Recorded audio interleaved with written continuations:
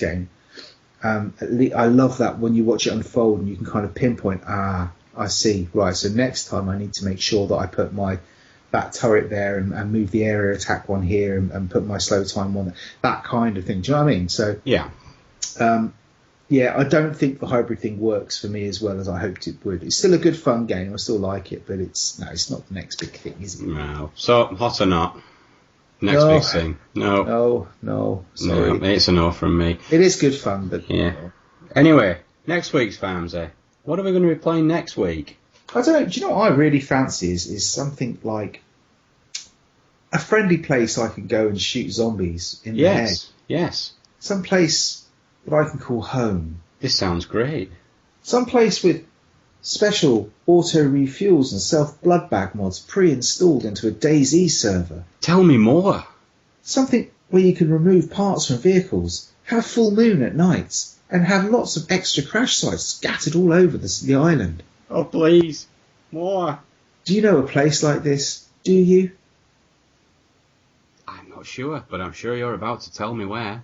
Well, luckily for us, the benefactor of all our hopes and dreams, our own Angry John, has provided an MGP DayZ server. Yay! And if you all want to get your pens and pencils ready, he's asked me to tout the following server address. I'm going to get this so wrong. It is 185.2.136.156:3391. Yes. Go there, yes. Camp out under the stars, shoot zombies in the head, and you can rage around with minor internet celebrities like Angry John. What more could you possibly want? Please note, the opinions of Angry John do not necessarily follow on from the opinions of the rest of the Mature Gamer podcast hosts. More likely not to. Absolutely. But no, I think that kind of explains that next week we're going to be playing, and John's going to be really happy at this, DayZ. Yeah. The only reason we chose this is because we can't get John off it, so we thought we might as well all pile on with it, join him on it. Yeah, but obviously, given this podcast runs mainly off Sod's Law, by the time we tell him, he'll have gotten bored and gone on to something else. More than likely. But all the stuff that you need to go and play this is in the online sessions section of the forum. So obviously, I can't be bothered to repeat the IP address because it's too long, and I'm sure that you've marked the fact that it's about an hour into this podcast where I mention it. So if you're that keen to find it, you can either go to about the hour mark on this podcast and listen out for it again, or head over to the forum, which you should have joined already because it is great, and all the details for the server in there. And it's an open server at the moment. There's no password or anything like that to get into it. Preferably get yourself on TeamSpeak, which is a doddle. And we get loads of people coming on the site, don't we, sort of saying, I don't understand how to get on TeamSpeak and how do I do this? And it's really simple. TeamSpeak is the same thing as Skype, basically, right? You download something, a little app that sits on your desktop. You click on it, it opens, you put in the address of the TeamSpeak server that you want to attach to, and then you just it connects you to our TeamSpeak server, and you'll find a whole group of people in there pissing about, playing games, having a laugh, being lovely to each other. And again, all the details for that are on the forum, really easily signposted, a sticky at the top of the online sessions thread. So, get yourself in it. It's really good fun. Absolutely. So we're going to be playing that this week. I have no idea when, because I've kind of committed to playing Trackmania on Wednesday night. I've got Battlefield planned. I think I've arranged to one of my non-domestic children to have a game on Halo 4 this week at some point. So yeah. But we will be on there. We're absolutely just not sure when. Yeah, but obviously the fact that John hasn't taken part in practically any of these means that he can't really sulk at us if we don't turn up, can he? He can't. But I do intend fully to get back into DayZ because I did enjoy the last time I played it. It'll be a good laugh. So if anybody wants to hook up with us and join us for a game, just get into TeamSpeak or hop onto the forum. We'll arrange something. We'll come and you can basically stab us in the back or leave us as cannon fodder for zombies, which is always good. Okay, right, on to releases. And this is going to take ages. Well, yeah, the person who claims to know nothing about obviously the north of the country is put down that there is Nout out this week. Yeah, Nout. That's the limit of my language of the north. Although I believe there is a certain game coming out on Vita in the next few days. It is, but that's why it says releases bracket PC, Nout. Because there's Nout taken out. Are we skipping past this then? No, not at all. I think you should definitely mention if it's a Vita game, I think it gets an honorary mention regardless. Yeah, obviously, now that we've been on about tower defense game, I believe there's a little game called Pixel Junk Monsters HD. Yay. Which is actually out on Wednesday, isn't it? I had to tweet about this because they mentioned it on the main show and I'd forgotten the name of it. Because I was really intrigued by it. I thought, I know this game. I know the game. I've heard the name. I know, fuck, I can't remember the name of it. What the hell is it? I know it's coming out soon. I had to actually tweet out and find out that it was indeed Pixel Junk Monsters. Well, I tried to blag a free copy of it because I'm friends with, well, I say friends. I follow and he follows Close me. personal friend. You know, he's a northerner. What more can I say? If we're going camping together, I'll quit. He's actually going camping. He was on about this on Twitter. Who is he now? The guy close personal friend that you can't remember. Yeah, it's Lee something or other, I think he's called. Oh, good God. Anyway, I'll get back to his name in a moment. But yeah, I can't. You didn't get a free copy. Absolutely, yeah. I was. Oh, he was there. Where is it? Lee Hutchinson. Hello, Lee. I'm sure you listen to the show every week. Close personal friend of. No, he works for. Is it 11 or whoever they are? Oh yeah, 11. Yeah. Yeah, and he was talking about it, and I kind of cheekily said, "I'm looking forward to this." And how does one go about possibly obtaining a review copy of this? And he gave me an email address, and even gave me a little thing I could have used to sweeten the deal with someone, a little bit of humour, you know. He said, she said. So yeah, I then emailed Robbie Roo because I know he has experience with kindly speaking to people and obtaining free stuff, only to find out that he'd actually already been in touch with them and gotten a copy. Oh, I know. Swine. So yeah, this that night shift poaching our free. Yeah, well, absolutely. I think we need to declare war on them. In fact, they're recording right now. I'm half tempted to sort of jump in there and. We should just ring them up, shouldn't we? Yeah, shout at them. Crash it. But yeah, this looks awesome. I believe it was released on the PS3 a few years ago. It was. It was indeed. I didn't pick it up on the PS3 then because I wasn't really into my PS3 gaming as much, but the resurgence has started.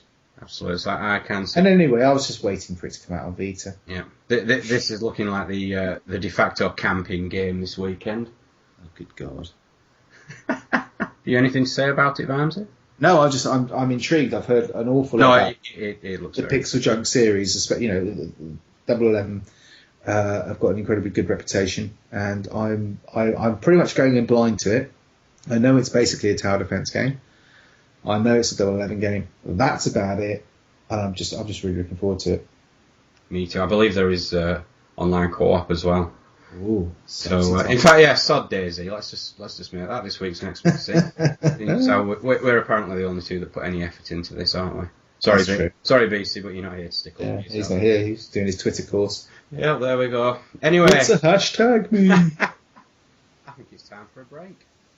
We'll see you all in a moment.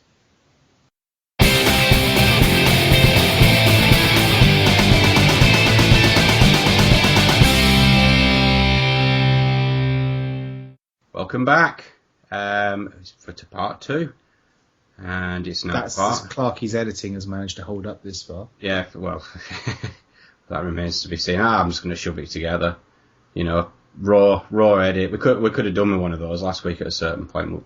We won't go into that. Anyway, films, books, TVs, comics, and whatever the else we've been doing. Vimesy, hello. What have you been films, books, comics, and TVing this week? I read a book. Oh, did it have pictures in it? And people are shocked. They're caving all over the place. Going, what on earth? Vimesy is bringing some content to the books bit. Yeah, I read a book by, oh, Jesus Christ. Andrzej Sapkowski. Yeah, go with that. Andrzej Sapkowski. But, okay, look, I can't pronounce his name, but he's a genius. This is the guy who wrote the Witcher books. He's a Polish author. And he has written a load of books around Geralt the Witcher in his native Polish, and there are now 3 that are available for in English translation, and The Last Wish is the first one that came out a while ago, and I read it years ago. And the next one is the one called The Blood of Elves. And then there's a new one, which is, I can't fucking remember the name of, but I can't see it from where I'm sat. But the new one's just come out that I didn't realise was out. So there are now 3 out in English translation. And I thought, actually, I really like this guy's work. So I'm going to go back and reread the first, the second, and then launch into the third one, so that I've got some basis to read on. Because it's a bit like Game of Thrones. I've stopped reading the Game of Thrones books because I think when I bought the 4th or 5th one, I can't remember which one it was now. I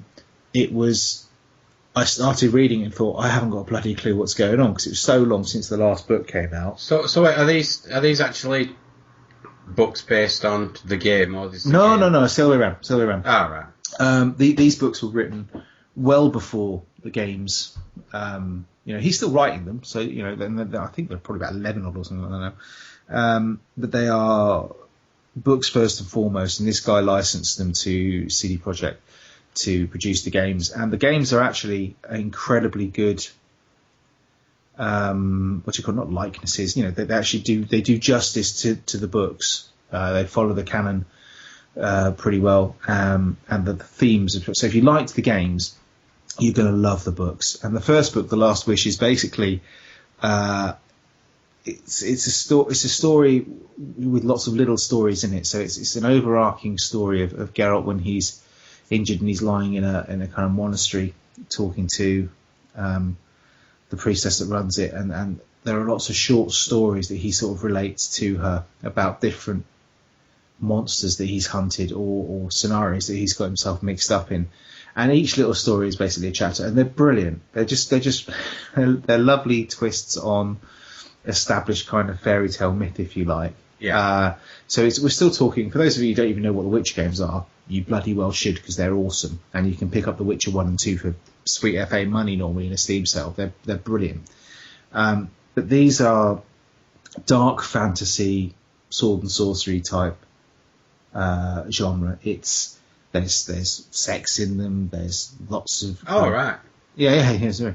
There's lots of violence, but it basically doesn't shy away from stuff. He's not being particularly gratuitous about it. It's just, if it happens, it happens. He doesn't shy away from mentioning it or writing about it or anything. The stories are fantastic. Even the little short ones, just the perfect vignette. They're kind of just the stories of little adventures that Geralt gets himself tied into. Brilliantly written, lovely translation. Just really, really good books. And I can't wait to get to the third one, because it's one of these things where I don't know why it takes them so long to translate the books into English. I just don't get it. But so there's now that third one which is out. So I get the opportunity to read through all 3 of them back to back. So I'm probably going to be waffling on about these in a few more podcasts as well. So look forward to that, everybody. But you do actually finish books, then? It's not like your gaming habits where I love books. It's just that time thing again. Yeah. It's just about when the hell do I... And the thing with books is, if I start reading, I read and I don't stop. So The Last Wish I picked up 3 days ago, and I've got, 10 pages left on it. So it's I start reading, I read.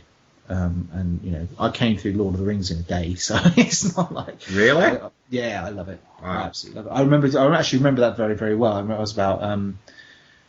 it was like summer or something like that, when I was 12 or 13 or something like that, and off school during the summer holidays or something, and came down after breakfast and thought I wanted to read a book, saw Lord of the Rings, and thought, I'll read that. And I think I got kicked up to bed around midnight, and I hadn't actually moved from the chair pretty much all day, and I just read all the books cover to cover, just absolutely stunned by its magnitude. It's a fucking brilliant book. But yeah, so if you like the Witcher books, if you like the Witcher games, then go and get the books, because they're just more of the same and just brilliant. The character development is awesome. It's a lot of background story, but it's not like lore. Sometimes you read books that are kind of a game and you think, oh great, and it just goes into in-depth lore about it. It bores the shit out of you. Oh, yeah. It doesn't tell you it like that. These are brilliant stories. Really, really top class. Some of my favourite books. Excellent. Me, I started watching Fringe. I actually started watching it when it first